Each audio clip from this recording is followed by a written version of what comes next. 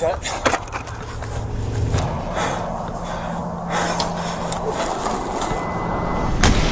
This sniper just took a shot at an armed fugitive holding a family of 5 hostage in their home. My family's being held hostage.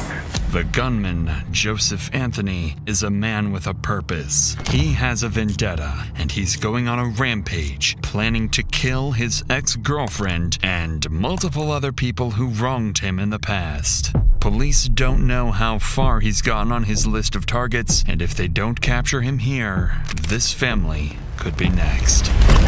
Running across the freeway! Let me see your hands! All units, I'm gonna set containment. We're gonna wait for the helicopter. All units, hold your position. Dial the fuck in, right? It's a showtime. Yep. Okay. Dot out, go, go, go. One more. Police, police, police!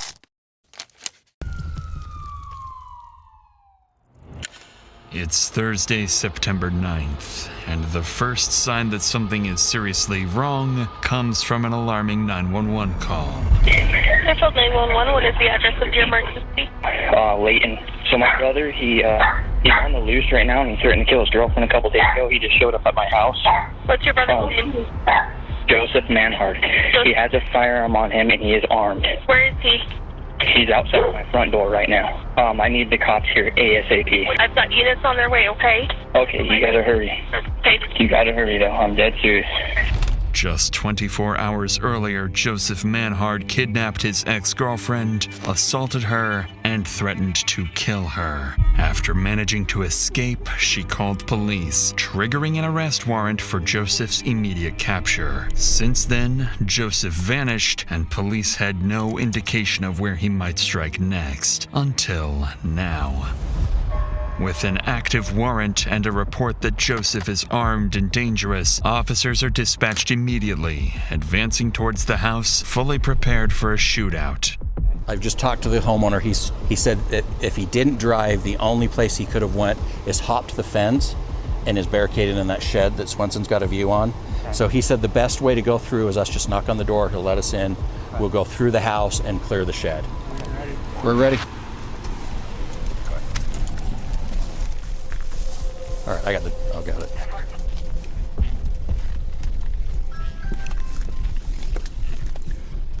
Bye. You want to show us where to go? And where's the shed? Just in the corner over there. You got me? Yeah, I'm gonna have to go through and hit it and come swing it out wide. swing it out wide and I can step in front. Okay.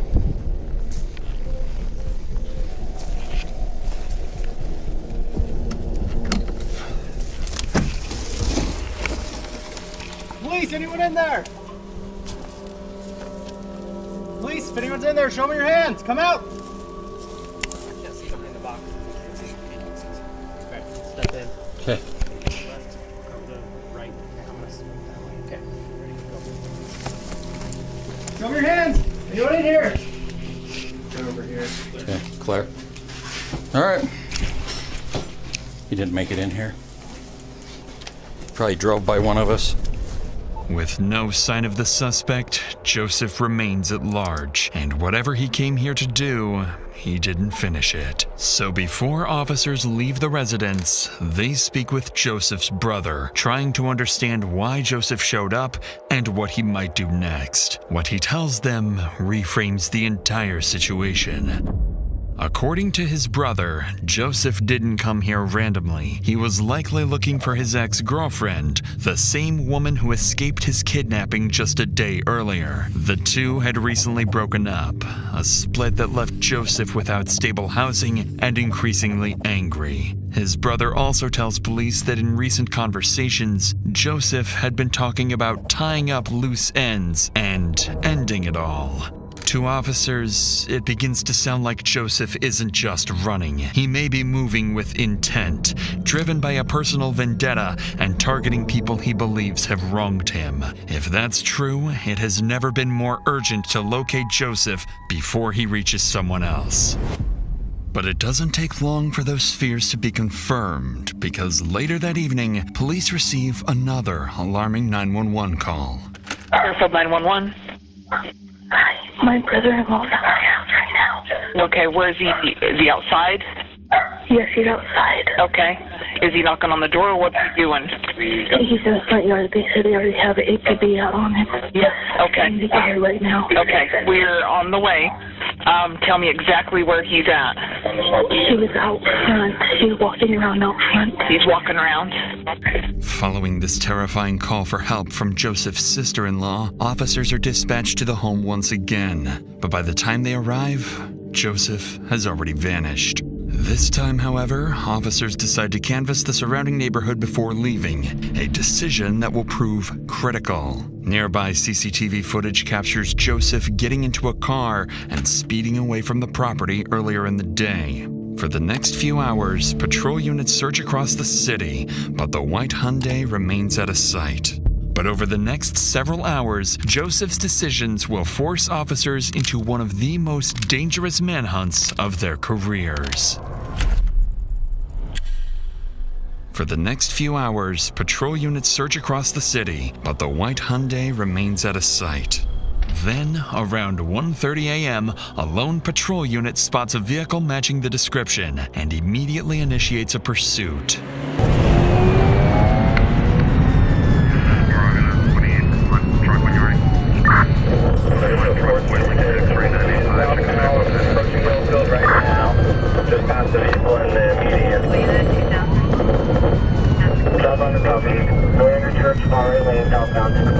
Just as the officer begins to close the distance, he suddenly loses sight of the car Joseph is believed to be driving. But just minutes later, as patrol units continue canvassing the area, one officer spots Joseph's car parked on nearby train tracks. With no way of knowing whether Joseph is still inside or hiding close by, the officer cautiously approaches the vehicle. Okay. He went right through there. Hey, I have civilians here saying that there's a car parked on the tracks at Building Hotel 3 on the southwest end. Can I get a couple more of this way? 31 headed that way.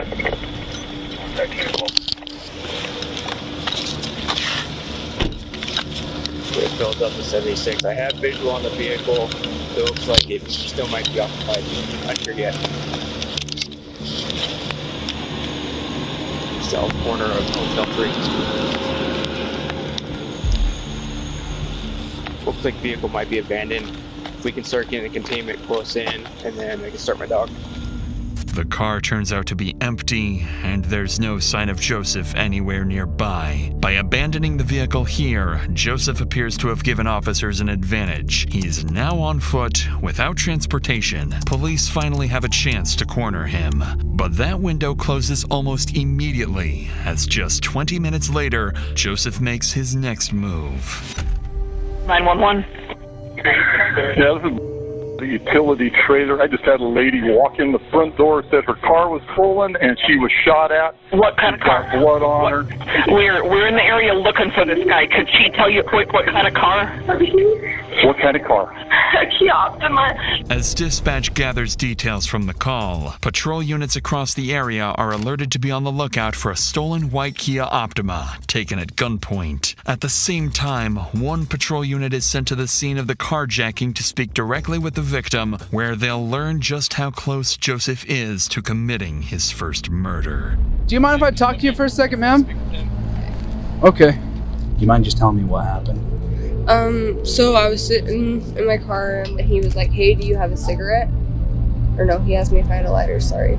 And I was like, yeah, and I only rolled down my window like this far, and I handed him my lighter, and then he was handing it back to me, and then he just shoved his arm in my window, and I just started rolling it up, and I started screaming, and he was like, I have a fucking gun, and then he pulled it out, and I just kept rolling up the window trying to scream, and then he just shot out the window.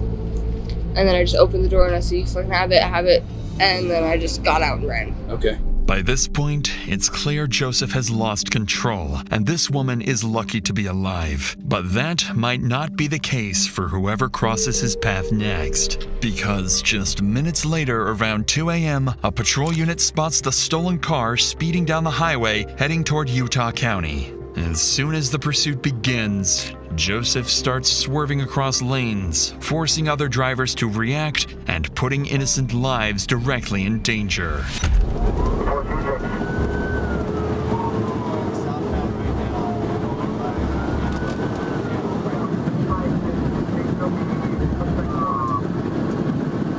With Joseph refusing to slow down, it's only a matter of time before someone gets hurt. So to bring the pursuit to an end, an officer approaching from the opposite side of the highway pulls over and prepares to deploy spike strips. At highway speeds, there's no margin for error. The spikes have to go down seconds before Joseph reaches them. Too early, and he'll see them in time to swerve around and put innocent lives at even greater risk.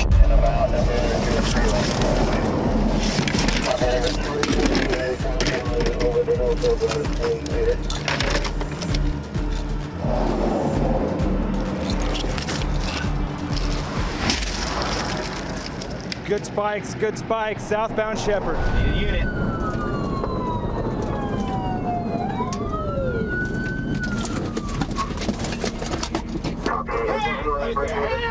He's running across the freeway. He's in the northbound lanes. Red jacket. Let me see your hands. He's hopping the fence. He's over the fence now. We need units to frontage. He's on frontage now. Going to housing complex over here. By a white fence. He's about to hop it. He's hopping it into someone's backyard. After abandoning his car, Joseph runs towards a residential area surrounded by homes where families are asleep inside. Knowing how dangerous and unpredictable Joseph is, officers now have to cut through the busy highway and move quickly to find him before anyone else is put at risk.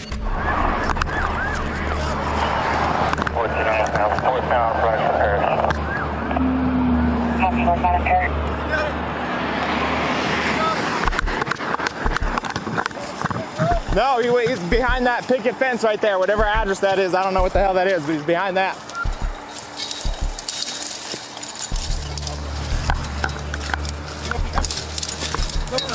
Negative. No shots on frontage. Go more towards probably. What's that? Just going 20-25 north. Okay. In case they come out that way. Over this vinyl right here. That's where he went, in this dude's backyard. My copy, Star 9 will be headed our direction shortly. Where are you? He hopped this one right here. All units, I'm going to set containment. We're going to wait for the helicopter. All units, hold your positions. Don't go walking around. With Joseph disappearing into a residential area, the situation becomes far more unpredictable. By now, more than 30 officers are flooding the scene, and without coordination, every decision risks putting innocent families in danger. This is when Sergeant Sheldon arrives and takes control. Okay.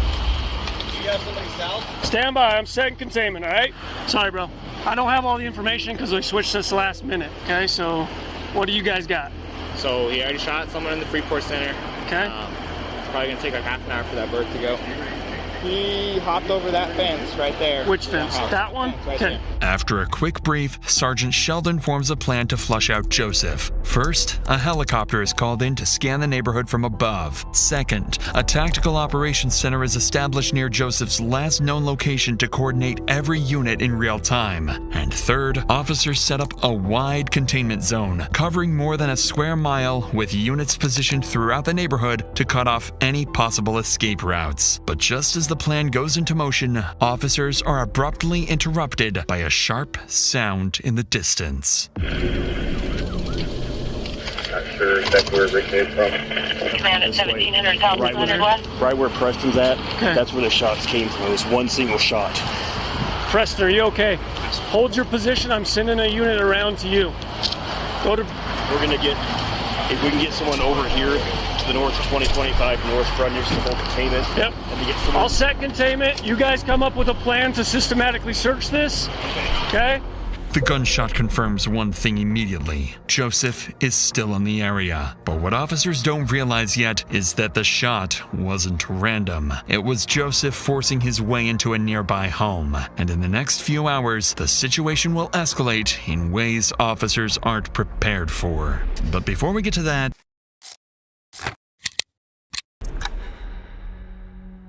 Approximately an hour after the gunshot was fired, the helicopter finally arrives and begins a full aerial sweep of the neighborhood. But Joseph is nowhere to be seen. On the ground, officers spread out searching for Joseph and cautiously prepare for an ambush. Forerunner.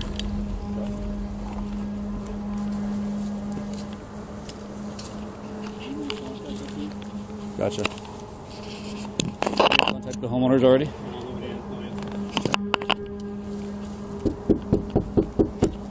Bountiful Police! Hi, Bountiful Police. Did you guys get to... Oh, sorry. We're just looking for somebody in the area. Your home is secure. You didn't notice anything suspicious. Okay, it's gonna have white male, red shirt. If you see someone like that, give us a call. If you find them or see them or anything, give us a call 911. All right, thank you. No, you're good. Just make sure you lock your door. Who the hell is this guy with us? It's driving me crazy. After more than 2 hours of knocking on doors and checking backyards, there's no sign of the suspect. Joseph's absence becomes increasingly unsettling, and Sergeant Sheldon quickly recognizes what it likely means. If Star 9 can't find him, we have a totally different situation, right? Because he potentially could be in any one of these houses. He could be taking people hostage. He could have broken in and it's unoccupied, right? So we have all of this shit that we're gonna have to filter through. And that's going to have to take How many houses are we looking at? Resources. I would estimate 8 on this side, 6 to 10 on this side. At this point, Sergeant Sheldon and his team are forced to consider multiple scenarios, including a barricaded suspect holding hostages inside. But they won't have to weigh those possibilities for long, because one phone call is about to answer that question for them. 911, what's your emergency? My family's being held hostage. Immediately after this, officers spread out and quickly locate the caller nearby, Chris Samuelson, a father who managed to escape the house just moments earlier. What he tells them is chilling. Inside the home, his wife, 2 daughters, and his daughter's boyfriend are still being held at gunpoint, and Joseph is inside with them. With this new escalation, Sergeant Sheldon knows this is now beyond the scope of a standard response and prepares to bring in specialized tactical support. All units, priority traffic. All units, priority traffic. We have information from a citizen leaving a house. Oh, jeez. Let's move. All Bountiful SWAT return to talk. All Bountiful SWAT return to talk. Victim's wife, daughter, and daughter's boyfriend are all on the couch. Suspect was sitting in a chair just behind the couch. Daughter, he has another daughter that is sleeping downstairs that should be waking up in the next couple of minutes. Suspect gained access to the house through an unlocked window in the basement. After SWAT teams arrive and are quickly briefed on the situation, they begin coordinating their next steps, preparing to establish containment and open negotiations with Joseph. But before a plan can fully take shape, someone is spotted exiting the back door of the Samuelson home. So they're FaceTime. You say female on that one side? Miraculously, the daughter who'd been sleeping in the basement somehow managed to slip outside without Joseph ever noticing. And without realizing it, Joseph's hostage count is now down to 3. With that update, commanding officers begin reassessing the situation in real time. They review everything Joseph has done over the past 36 hours and determine that he has shown a complete disregard for human life and willingness to escalate when under pressure. Based on that assessment, commanders make a critical decision. SWAT teams are authorized to use deadly force if a clear opportunity presents itself. From this point forward, the priority is clear. Protect the hostages at any cost. Dial the fuck in, right? It's a showtime. Yep. Okay? Dial in, make sure we're squared away. Salt Lake City's in now as well. Now, let's do it. Press shut. Back out, do it again. Go. So, we're throwing a bang as soon as the door gets open. Okay. Suspect. I don't know where we're going yet. Hold on. So don't be by Burnett. Oh, do I need me? Hinge left. Everybody see this? Right? Facing east. Garage is on the right. That's where the man door is going to be. That's going to be our secondary. Okay? front door opens in. This is the living room we got set up. This is the kitchen area. Okay? Everybody good with that? Wrong side on that. Yep, the wrong side of that, right? All right, Phil Preach, we're going to practice to the right. Is it behind the stairs? Wait, if daughter snuck out window, that means the bottom window is open, right? This is the fastest way to get into the house. It's the fastest way. We have a flashbang. We're going to reset his OOO loop and come in. Let's keep practicing. Wherever he's at in this room, you guys are going to fucking kill him. 2 bangs. 2 bangs? You want to do 2 bangs? No, 1 bang. Just one? Just 1 bang. With deadly force authorized, a coordinated plan is put into motion, one designed to end the threat and extract the hostages safely. A sniper will be positioned nearby, ready to take Joseph out if he's exposed and a clear shot presents itself. At the same time, negotiators will make contact with Joseph, work to slow him down, gain compliance, and convince him to release the hostages and surrender peacefully. If that fails, they have one secondary objective: get Joseph to step outside. Because if he does, even briefly, it could create the opening the sniper needs. With 3 innocent lives at risk, there's no room for error. One wrong move, and everything ends tragically.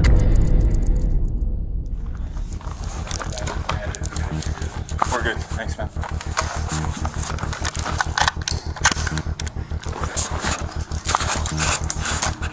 The officer assigned as the sniper is Jared Tadahara, a long-serving police officer who moved from patrol and street crime work into a specialized SWAT sniper role. After arriving on scene, Tadahara conducts a quick tactical assessment and moves into a nearby house facing the Samuelson home. From here, he has a clear view of the backside of the house, a position that allows observation without being easily visible to the suspect and provides a safe distance to avoid interfering with perimeter officers. But Tadahara isn't working alone. Every sniper has a spotter, a second officer responsible for range calculations, wind assessments, and most critically, confirming that the shot is clear before Tadahara pulls the trigger.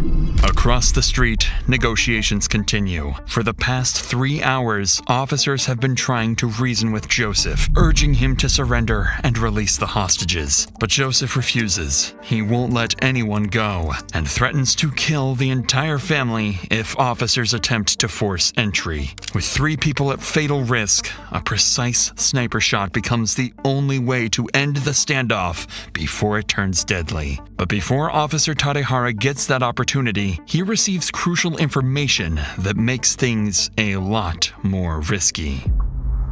Is there differences between suspect taken?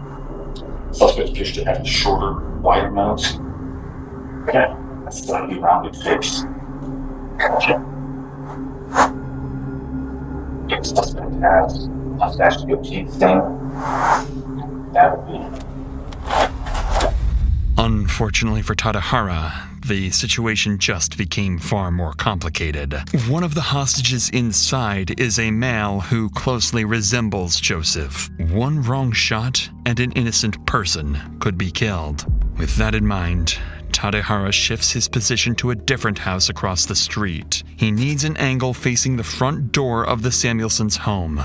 The shot at this distance travels roughly 75 to 100 feet and takes less than a second from decision to impact. At the same time, negotiators reassess their approach. What's been alarming them throughout the standoff is that Joseph hasn't made any traditional demands. He didn't ask for money, car, or safe passage. Instead, he's simply refusing to let anyone go. That behavior begins to make sense once investigators provide more insight into Joseph's condition. According to them, his mental state has been deteriorating for hours. He's been heavily using drugs for days, his thinking is no longer rational or strategic, and his behavior is increasingly volatile. Most concerning of all, Joseph isn't releasing the hostages or surrendering. His endgame appears to be killing people he blames for all his problems, then forcing police to kill him or take his own life. Because of this assessment, SWAT officers remain positioned far back to avoid provoking him. Negotiators then ask Joseph to step outside the front door with the hostages to prove they're still alive. If he does, it will give Tadehara a clear view and a chance to take the shot. It takes time, but Joseph eventually agrees to walk to the front door with the hostages while warning he'll shoot them if officers make any aggressive moves. After 2 days of chasing Joseph, officers finally have a chance to bring his violent rampage to an end. With the SWAT team nearby staged for immediate entry, Officer Tadehara prepares to take the shot. He stabilizes his rifle using a bipod, a small stand attached to the gun, then lies prone, steadies his aim, and slows down his breathing. A few seconds pass, and then the front door begins to open. Shot out. Go, go, go. Shot out. Go, go, go. Go.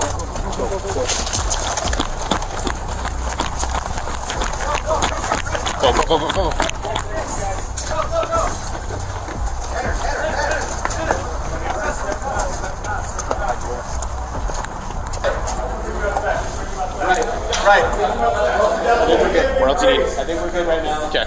Unless they start calling for bodies. This door. One more. Police! Gotcha, we got him. Hands up, bro. I mean, I don't know, maybe a piece of his skull hit me or something, I don't know. You're good. You sure? Yeah, you're good. Let me see. Maybe a piece of his skull hit me, but something hit me, can I point? Something hit me right here. I see. You're good. Come on out. What do you see? He's okay. Yep, he's okay. Grab him. You okay? You got anything? Careful, she's shaking. Yep, I got you. Just hold on to me, I got you. You're safe. You are safe. After more than 6 hours trapped inside with an armed, unstable man, the entire family survives. An outcome that, just minutes earlier, felt far from guaranteed. At the front door, Joseph Manhard lies critically wounded. Paramedics rush him to the hospital, but despite life-saving efforts, he's later pronounced dead. Investigators later determined that Joseph's actions were driven by a rapid collapse. His failed relationship and heavy drug use pushed him into increasingly violent and reckless behavior. By the end, he wasn't trying to escape or survive. He was acting like someone who had nothing left to lose.